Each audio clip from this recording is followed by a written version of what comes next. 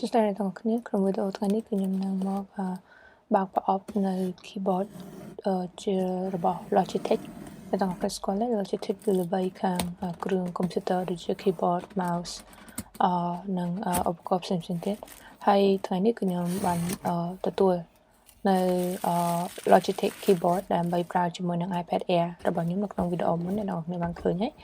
គឺជា iPad Air ដែលខ្ញុំបានទិញហើយ keyboard នេះគឺខ្ញុំទិញនៅក្នុង website Apple ដូចគ្នាអញ្ចឹងពេលដែលយើងបើកមកនេះគឺជាប្រអប់ហ្នឹងអត់មានថង់អីស្រោបនៅខាងក្រៅទេហើយឈ្មោះរបស់វាគឺ Folio Touch ហើយនេះមុខងារដែលវាអាចប្រើបានជាមួយនឹង iPad គឺគេដាក់នៅខាងក្រោយនេះអញ្ចឹងក៏មកខាត់ពេលយូរខ្ញុំនឹងចាប់ដើមមើលនៅខាងក្នុងចឹងស្រោមរបស់វាដូចខ្ញុំនិយាយមុនហ្នឹងចឹងគឺអត់មានថង់ប្លាស្ទិកអីទេសាមញ្ញមែនតើគាត់តែដាក់នៅក្នុងប្រអប់ហើយយើងអាចទាញមកនេះគឺជារូបរាងរបស់វាដូចជាប្រអប់មួយអញ្ចឹងហើយបើយើងមើលទៅវារាងធ្ងន់ដែរហើយនៅខាងក្នុងគេដាក់ថា Logi ពេលដែលអ្នកទាំងគ្នាបិទទៅវាមានដូច tab ដូច magnetic វារាងដូចឆក់នៅកន្លែងកន្លឹះហ្នឹងហើយមកជាមួយនៅ manual ប្រាប់ពីការដែលវាអាចបត់ទៅខាងក្រោយបានតែប្រហែល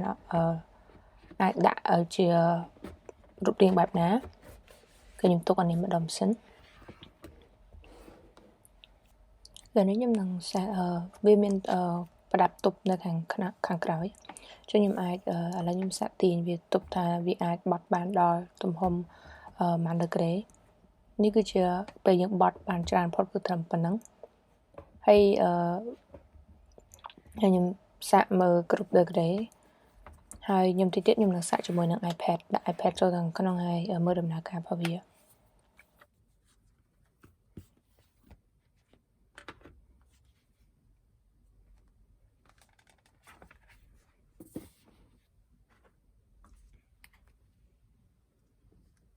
អ្វីដែល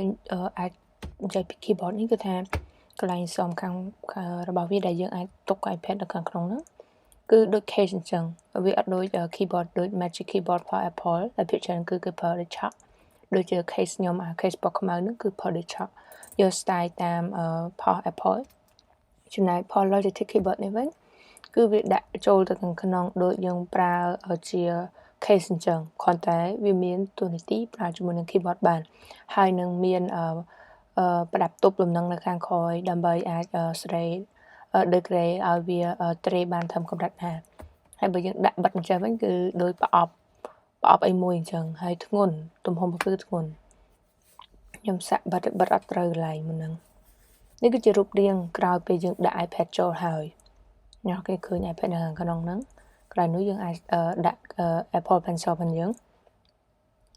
ហើយនេះកន្លែងមាន speaker ជាមួយនឹងរន្ធដោតថ្មជាកន្លែងបញ្ចូលថ្មជាប្រភេទ Type C ខាងលើគឺ speaker មួយទៀតហើយធ្ងន់ដូចខ្ញុំនេះសាកនេះគឺធ្ងន់សម្រាប់ការយកទៅណាមកណាជាមួយនឹងឧបករណ៍អីផ្សេងច្រើននៅក្នុងកតាប្រហែលជាពិបាកបន្តិចដោយសារទម្ងន់វារៀងធ្ងន់ខ្លាំងដែរហើយនេះខ្ញុំនឹងសាកប៉ុន្តែអ្វីដែលគួរចាប់អារម្មណ៍នោះគឺថាទៅទៀតអ្នកនរនឹងឃើញមុនខ្ញុំសាកប៉ុន្តែខ្ញុំអត់វាខ្ញុំភ្លេចមួយគឺថាខ្ញុំអ៊ុតស្កុតនៅខាងក្រោយអ្នកនរចំណាំមើលនៅពេលដែលអ្នកនរសាកទិញសាកប្រើជាមួយនឹង keyboard អញ្ចឹងគឺវាមានកន្លែង .3 អ្នកនរឃើញនៅខាងក្រោយកាលហ្នឹងគឺភ្ជាប់ជាមួយនឹងកន្លែងនេះកន្លែង3ចុចផុស iPad ផងយើងហ្នឹងដើម្បីយើងអាច connect ប្រើជាមួយនឹង keyboard ឬក៏ឧបករណ៍ផ្សេងហើយខ្ញុំអ៊ុតស្កុតទៅខ្ញុំភ្លេចដកអាហ្នឹងចេញហើយខ្ញុំតេស្តជាមួយ keyboard គឺវាអត់ដែរ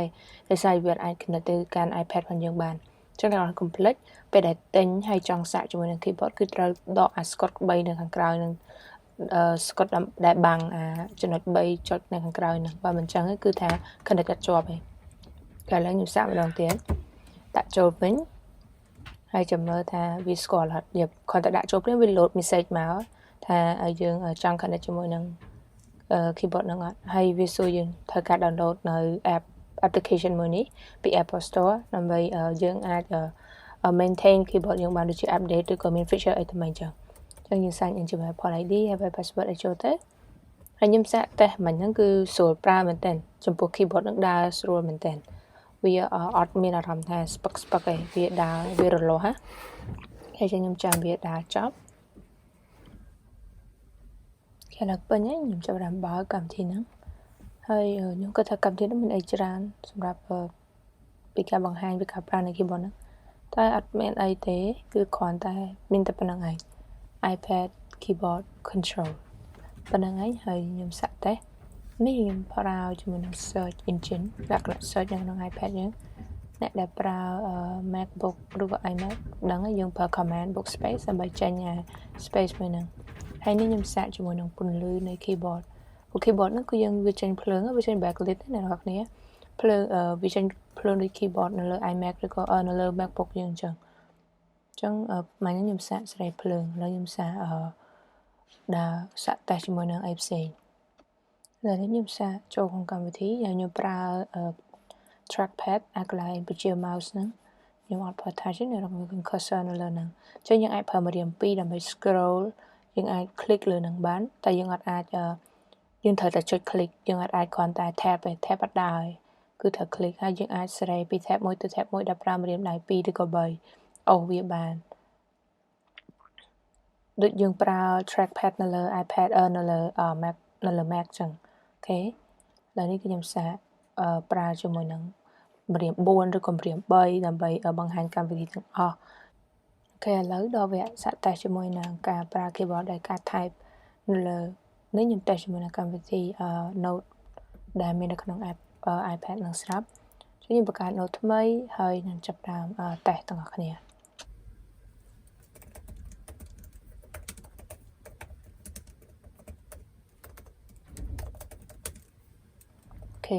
ដោយដែលអ្នកគ្នាបានលើសំឡេងនៅពេលយើង type ចឹងគឺវារលាស់ហើយវា responsive វាអត់ស្ពឹកដូចខ្ញុំនិយាយមុនហ្នឹងចឹង keyboard ខ្លះគឺវាស្ពឹកហើយវាអត់សូវrespond បានល្អទេតែ keyboard នេះវិញគឺស្រួលប្រើមែនទែនខ្ញុំចូលចិត្តចំពោះនឹងភាពរលាស់របស់វាហើយនេះខ្ញុំវាយយ៉ាងលឿនផងចឹងទៅវារៀងឬសំឡេងអញ្ចឹងតែមែនទែនទៅគឺអត់មានឮសំឡេងខ្លាំងពេកឬក៏សំឡេងរំខានទេសំឡេងគឺល្មមហើយការប្រើគឺស្រួលប្រើមែនទែនអូខេចឹងអរគុណច្រើនសម្រាប់ការតាមដានទស្សនាវីដេអូមួយនេះហើយបើចូលចិត្តនៅការធ្វើវីដេអូបែបនេះសូមជួយ like និង subscribe ហើយជួបគ្នាក្នុងវីដេអូក្រោយ